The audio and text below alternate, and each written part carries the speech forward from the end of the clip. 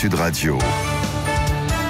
Le petit déjeuner politique. Bienvenue, les 7h43, c'est le petit déjeuner politique de Sonia Crimi, qui est députée La République En Marche de la Manche. Bonjour Sonia Crimi. Bonjour. Est-ce que la déclaration d'Emmanuel Macron hier soir vous satisfait? Être intraitable avec le communautarisme, mais ne stigmatisons pas nos concitoyens. C'était très très clair.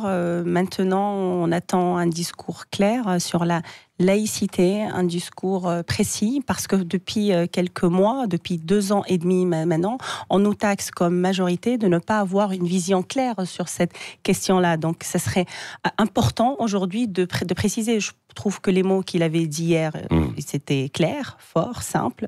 Précis, enfin, clair, fort, très, très simple. bien. Œuvrons pour que la République soit partout, par exemple. Qu'est-ce qu'on comprend derrière? Qu'elle n'est pas dans les cités. Oui. Qu'elle n'est pas dans les cités aujourd'hui. Moi, oui. Je l'ai dit, on m'a dit oui, tu fais le jeu de l'extrême droite, si tu fais ça. Je dis pas parfois des choses claires. Ouais. Essayez de traverser Barbès l'été avec un short. Ouais. Vous allez voir. Je dis, c'est important. C'est tout le monde doit s'unir pour que la République soit partout. Ce n'est pas normal aujourd'hui d'avoir 3 fois plus de chômage dans les cités. Ce n'est pas normal quand j'ai une copine qui s'appelle Sophie, elle n'a pas trouvé un logement parce qu'elle avait le nom de son mari. Elle était obligée de reprendre le nom de de jeune fille pour pouvoir trouver un job. J'ai de la chance de m'appeler Sonia Crimi, de ne pas s'appeler Fatima Ben quelque chose, et sinon ça aurait été catastrophique.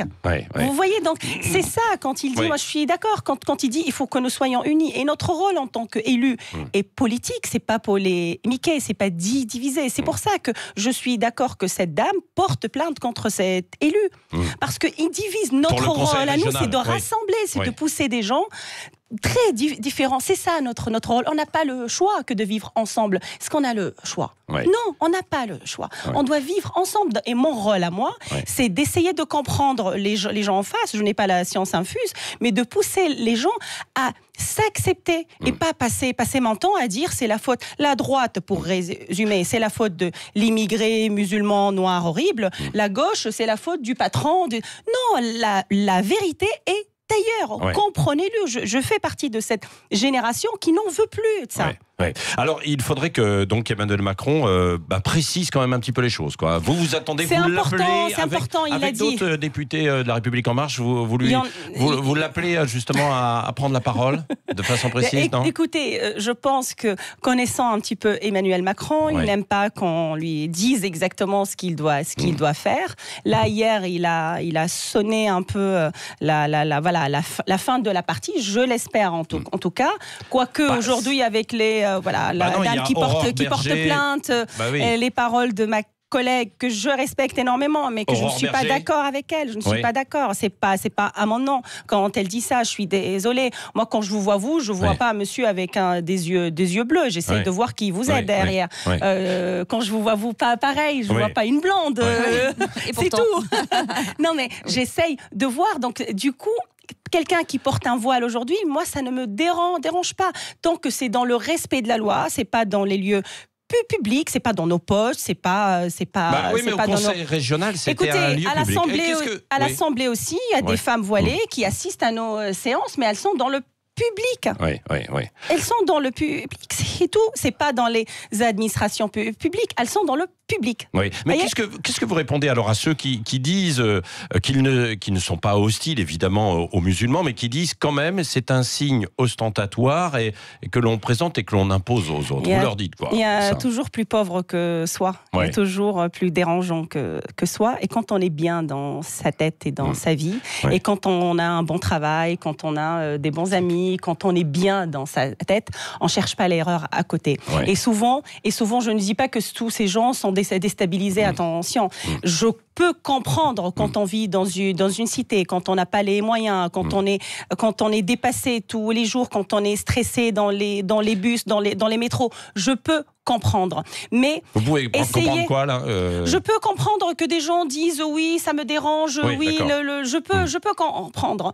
Mais ce n'est pas vrai. Ce n'est pas vrai. Si on creuse un peu plus, souvent j'ai des gens qui disent mais toi t'es pas comme les autres. C'est pas pareil. Mais je leur dis, les autres, c'est aussi moi. Ouais. C'est vous que vous connaissez pas les autres. Essayez de s'approcher des autres.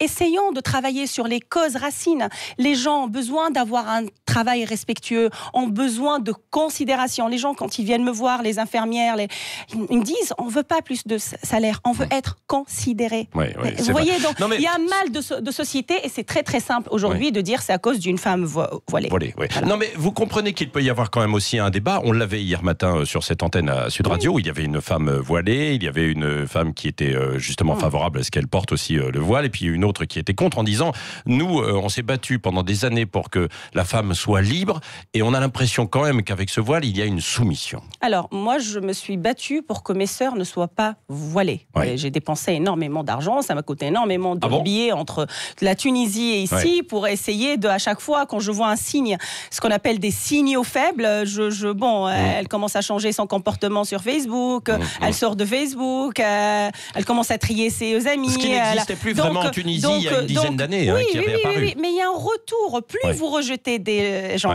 plus il y a un retour vers l'islam. On les pousse dans les bras d'autres choses. L'islamisme plutôt. On les pousse. Aujourd'hui, je suis armée. J'ai un doctorat, j'ai des masters, je suis députée, il n'y a aucun souci. Mais je reçois quotidiennement des messages bougnoul, rentre chez toi, on va venir t'égorger à l'Assemblée. Ça, c'est le quotidien des élus comme moi. Mais je suis armée et j'en veux pas. Ces gens-là, je les pardonne et j'ai énormément de compassion pour eux, pour qu'ils arrivent à écrire cela. Sauf qu'au bout d'un certain temps, Sonia Crimi, on peut comprendre aussi qu'il y ait, qu'on soit excédé aussi, et ce que vous dites, certaines populations qui se sentent stigmatisées, du coup, se renferment. Exact. C'est ce qui se passe. Voilà. C'est pour ça que je dis, cette dame a la raison de porter plainte. Parce que être stigmatisé comme ça, ce monsieur, il aurait pu partir la voir peut-être seul. Sonia Crimi, est-ce qu'en portant plainte, elle ne remet pas une pièce dans la machine ? Non. À un certain moment, écoutez, ça va être du lynchage partout. Ça va être du lynchage partout. On va aller où ? Mon rôle et notre rôle en tant qu'élu, c'est d'unir la société. J'en passe notre temps à faire cela, droite comme gauche. On doit être unis pour faire vivre des gens qui ne sont pas différents. C'est ce que j'ai dit. On n'a pas le choix. On vit sur la même terre, on vit sur les mêmes. On partage un même pays. Donc on n'a pas le choix que de vivre ensemble. Donc quand il y a des choses qu'on ne peut pas respecter, écoutez, quand on respecte pas la loi, c'est la seule limite. Point. Sonia Crimi, sinon, vous, comme Emmanuel Macron qui a dit hier, alors en off, il le dit devant des proches, on risque d'aller vers la guerre civile. Ça, vous le craignez, vous aussi, vous le redoutez ? Guerre civile, peut-être fort comme pas terme, encore, mais il faut arrêter de lyncher des gens qui ne nous ressemblent pas, peut-être. Est-ce qu'il faudrait quand même un nouveau grand débat, peut-être à l'Assemblée, et puis revenir sur cette loi sur la laïcité, essayer de la redéfinir ou pas ? Alors, à un certain moment, on voulait travailler sur le financement. Parce que ce n'est pas normal aujourd'hui d'avoir un islam qui est financé par d'autres pays. Et tout. Donc, la personne qui vous finance vous dit exactement ce que vous devriez faire. C'est comme ça, ça se passe comme ça. Donc, du coup, on ne veut plus d'argent, on ne veut plus de système belge. Le système belge qui est financé par les Qataris, l'Arabie Saoudite. Nous, on veut pas. Nous, on veut un islam en France. Certains disent de France, mais on veut un islam. C'est vrai, mais il y a besoin d'organiser. Oui, mais alors, les Arabes se sont mis d'accord pour ne jamais se mettre d'accord. Si, franchement, vous connaissez pas cela, c'est que si vous voulez réorganiser l'islam, je vous souhaite énormément de courage. Mais en revanche, organiser son financement en France et avoir des personnes avec qui vous pouvez au moins parler en face, c'est très très important. À chaque fois que vous allez élire quelqu'un aujourd'hui, avec ce manque de confiance que les musulmans de France ont par rapport à toutes les instances dirigeantes, dès que vous allez élire quelqu'un, il va passer pour un traître. Il sera plus écouté. À propos d'élections, Sonia Crimi, est-ce qu'il faut interdire les listes communautaires pour les municipales ? Oui.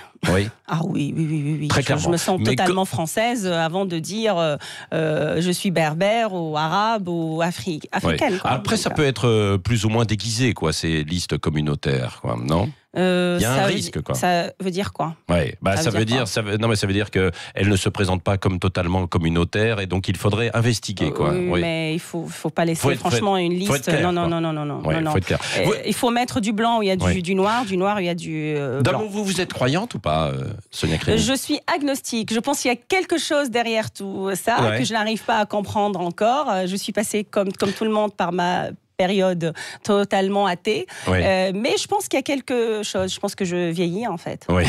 Bon, Sonia Crimi, venons-en à un autre sujet très grave, c'est la Turquie. Vous êtes allé, vous, sur place il y a quelques temps. Est-ce que la France a condamné les attaques turques, mais elle a suspendu aussi la vente d'armes à la Turquie, mais est-ce que c'est suffisant? Est-ce qu'il ne faut pas aller plus loin? Est-ce qu'on peut faire quelque chose aujourd'hui? On est tellement affaibli. On est tellement affaibli parce qu'on n'a pas pris les bonnes décisions. On était dans les vœux les plus sympas en disant il faut que Bachar parte. Du coup, on s'est affaibli. Aujourd'hui, qui peut parler avec les Kurdes, les Turcs, avec les Syriens et les Iraniens? Et les Irakiens aussi, c'est les Russes. Aujourd'hui, c'est les Russes. Les Kurdes, aujourd'hui, payent vraiment une facture très très élevée parce qu'on les a balancés depuis des mois et des mois en leur disant des années même, en leur miroitant qu'on va créer un État kurde et qu'on va soutenir la création d'une autonomie ou un État kurde. Donc, aujourd'hui, c'est un peu tard, mais j'espère que le Drian en Irak et à Bagdad, à Bagdad, qu'on va trouver une issue. L'issue favorable, on ne peut pas la trouver en humiliant même Erdogan. Erdogan, il fait sa politique intérieure. Il est très, très affaibli. Comme vous le savez, Erdogan a perdu les élections municipales à Ankara, Istanbul.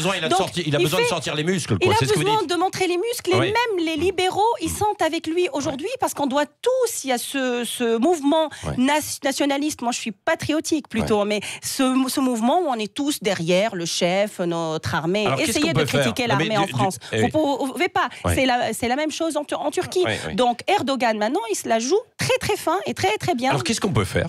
Justement, il faut confier ça aux Russes, c'est ce que vous dites discuter avec les Russes et se mettre autour de la table avec les Russes aujourd'hui et les États-Unis. Parce que les États-Unis, même s'ils sont très très affaiblis par Donald Trump, parce qu'aujourd'hui il dit oui, demain il dit non, donc ils affaiblissent même son propre pays, mais il faut savoir qu'aux États-Unis, Trump n'est pas seul. C'est-à-dire les institutions aux États-Unis sont très très fortes et l'armée ne suit pas du tout Trump dans ce qu'il a dit. Donc on a intérêt à se mettre autour de la table pour trouver une issue favorable. Erdogan, il fait de sa politique interne, donc on ne peut pas l'humilier comme ça. Il faut essayer de trouver une sortie honorable, si je peux dire, diplomatique pour tout le monde. Oui. Le mot de la fin, Sonia Crimi. Sinon, c'est les Kurdes qui vont trinquer. Oui, absolument. Qui trinquent déjà. Qui vont trinquer encore. Et le risque aussi que les djihadistes soient dans la nature. D'ailleurs, ils l'ont dit, on ne fait plus la guerre contre Daesh. En tout cas, ça fait 5-6 ans qu'on fait la guerre pour vous. La vraie question aujourd'hui, c'est que les Turcs, mettent en danger notre sécurité. Ils sont membres de l'OTAN, ils sont avec les 28 autres pays, ils mettent en danger notre sécurité. Le mot de la fin, Sonia Crimi, avec Cécile de Ménibus. Oui, moi j'ouvre une enquête contre vous ce matin, parce que je voudrais savoir 2-3 trucs. Vous êtes député de la Manche, et je reviens sur les municipales de Cherbourg-en-Corentin. Alors 3 indices. Une ville comme Cherbourg-en-Corentin ne peut pas avoir des horizons qu'à gauche. La liste LREM doit être conduite par une femme. Ok, deuxième indice. Et la troisième indice, c'est vous dites qu'il faut forger des alliances. Oui. Alors, j'ai l'impression que c'est vous quand même, non? La candidate idéale. Je ne sais pas encore. Si, vous le savez très bien. Non, je le dirais. Et à quatrième indice, vous avez dit, j'aimerais bien être maire. M-A-I-R-E. Bon, donc Sonia. Bon, alors, c'est un rire qui en dit long. Écoutez, je ferai une annonce officielle dans quelques semaines. Je pense par respect aux chers bourgeois, aux Kerkivillés, à Tours-la-Villée, aux Glacériens, aux Glacériennes. Bref, je n'oublie rien. Et Kerdreville aussi. Il ne faut pas que j'oublie mes 5. Et Octeville. Donc, il faut absolument que que je le fasse chez moi. Oui, j'ai envie d'y aller. Oui, on se prépare. Oui, on ne peut pas continuer à gérer une ville sur une seule jambe. Ouais. Je considère que si on peut pas faire ça dans une ville, on peut pas le faire ailleurs. On peut pas vivre juste avec une seule jambe en disant c'est la gauche, c'est ci, c'est ça. Non, une ville a besoin de vivre avec tout le monde a besoin d'avoir toutes ces richesses, sinon elle meurt, comme notre pays. Donc je pense que c'est important comme une ville comme Cherbourg, qui n'est pas le bout du monde, mais la porte de l'Europe. On a besoin de retrouver la ville de Michel Legrand. La ville en a besoin de retrouver quelque chose. En fait. Merci Madame le maire. Voilà. Bon, bon, en tout cas, on a compris que vous avez déjà un programme, mais vous n'êtes pas encore candidate officiellement. Non. Merci Sonia Crimi, députée LREM de la Manche, d'être venue ce matin sur Sud Radio. Merci d'être avec nous. Restez avec nous jusqu'à 10h. Il est 7h58. C'est le Grand Matin Sud Radio. 5h-10h, le Grand Matin Sud Radio.